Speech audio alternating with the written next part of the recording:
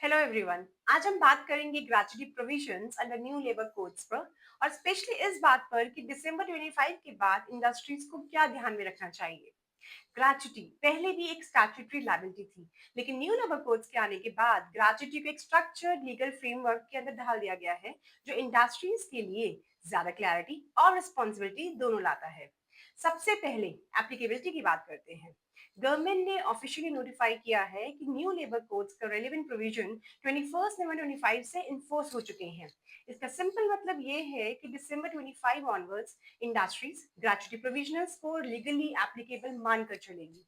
अब सवाल आता है कि ग्रेचुटी के रूल्स चेंज हो गए हैं। इसका जवाब बहुत सिंपल है। ग्रेचुटी का कैलकुलेशन फॉर्मूला चेंज नहीं हुआ है। बेसिक एलिजिबिलिटी फ्रेमवर्क भी लार्जली सेम है। एम्प्लॉयर की रिस्पॉन्सिबिलिटी फंडामेंटली वही है, लेकिन एक इंपॉर्टेंट ऑपरेशन चेंज जरूर आया है।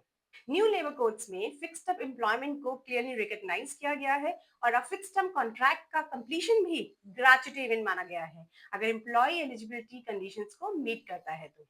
ये पॉइंट उन इंडस्ट्रीज के लिए बहुत रेलेवेंट है जहां fix term hiring, project based man power या सीजनल वर्कफोर्स यूज होते हैं।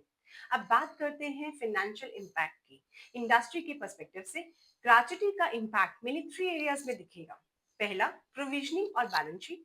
ग्रेचुटी एक फ्यूचर लायबिलिटी है, इसके ईयर एंड पर प्रॉपर असेसमेंट और प्रोविजनिंग जरूरी हो जाती है। दूसरा, कॉस्ट ऑफ एम्प्लॉयमेंट।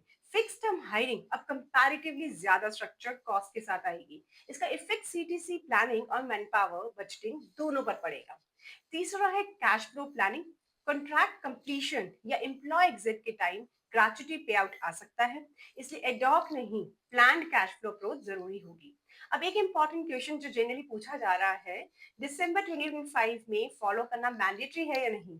इंडस्ट्री के प्रैक्टिकल पर्सपेक्टिव से आंसर है यस, क्योंकि लॉ इन्फोर्स हो चुका है। दिसंबर 25 के अकाउंट्स क्लोजिंग, लिमिटेड रिव्यू और स्टैट्यूटरी ऑडिट्स में ग्रेचुटी प्रोविजनिंग और डिस्क्लोजर्स को इग्नोर नहीं किया जा सकता। एक कॉमन डाउट आता है कि गवर्नमेंट ने गैजेटेड नोटिफिकेशन इशू कर दी है।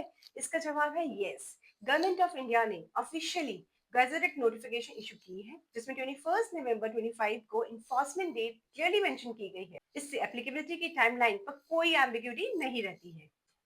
ग्रेचुटी के बारे में बस इतना ही। अगर आपको न्यू लेबर कोड्स में कोई क्लैरिटी की रिक्वायरमेंट है या आपका कोई क्वेश्चन है, तो आप उनसे डायरेक्ट कनेक्ट भी कर सकते हैं। Till then, thank you so much.